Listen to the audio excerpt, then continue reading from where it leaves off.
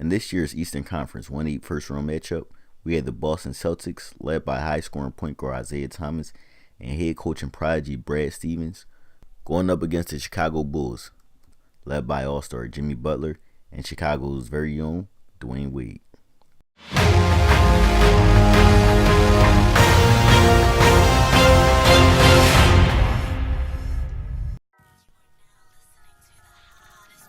Like most of the teams in the playoffs, Boston and Chicago have played each other 4 times this season, with each team winning 2 games apiece.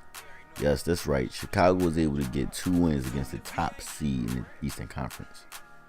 Let's start with Chicago, shall we? The Chicago Bulls, like many teams in the Eastern Conference, have been incredibly inconsistent. They've had in-house turmoil at the top with ownership and management, which has trickled all the way down to coaching staff and players. On top of that, they've had players on the roster that were never supposed to fit together all season long. In spite of all of that, Chicago still managed to make the playoffs and finish the season with a .500 record. Dwayne Wade has experienced a resurgence, and Jimmy Butler put together one of his finest seasons to date.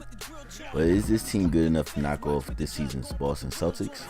Now I'm going from an inconsistent team, in my opinion, to the most consistent team in the entire Eastern Conference, Boston Celtics. Boston Celtics have been a steady team all season long, in spite of injuries to key players. When healthy, the Boston Celtics have a really good starting lineup with a versatile bench.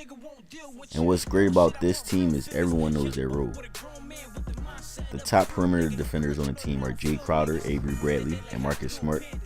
Al Horford and Avery Bradley act as secondary scorers. And despite being the center, Al Horford splits playmaking duties almost equally with Isaiah Thomas.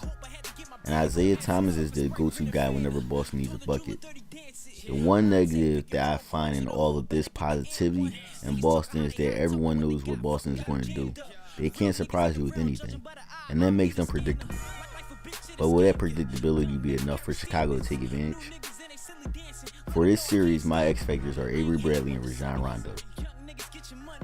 Avery Bradley was an easy choice for me because he, along with Jay Crowder, will be tasked with defending Jimmy Butler and Dwayne Wade, well, mainly Jimmy Butler. He's also going to be the one most likely to put pressure on Jimmy Butler, since Butler is their best perimeter defender, and it's more likely that someone else guards Thomas.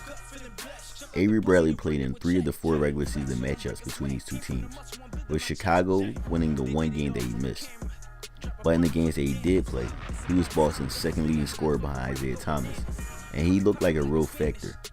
If he is able to bring that same intensity, if not more, Boston should have a real advantage going forward. A lot of you might be scratching your head at my selection of Rajon Rondo as my second X Factor, but you shouldn't be. Yes, the NBA as a whole is better at guarding non-shooters than they were in the past. And no, this is not Rondo from his winning days in Boston. But we've all seen what Rondo is capable of when he's in the playoffs. Remember, Rondo really hasn't had a chance to showcase himself in the playoffs since 2012. And in that year, he was phenomenal. Now, I don't expect Rondo to replicate what he did in that year, but if he could find a little of that magic just for this series, he'd make things incredibly tough for his old team in Boston. Now, although this series was an even 2-2 split, we had to be mindful that Chicago no longer has Taj Gibson, a very important player. We must also be mindful that Boston did not have Avery Bradley in one of those games that Chicago won.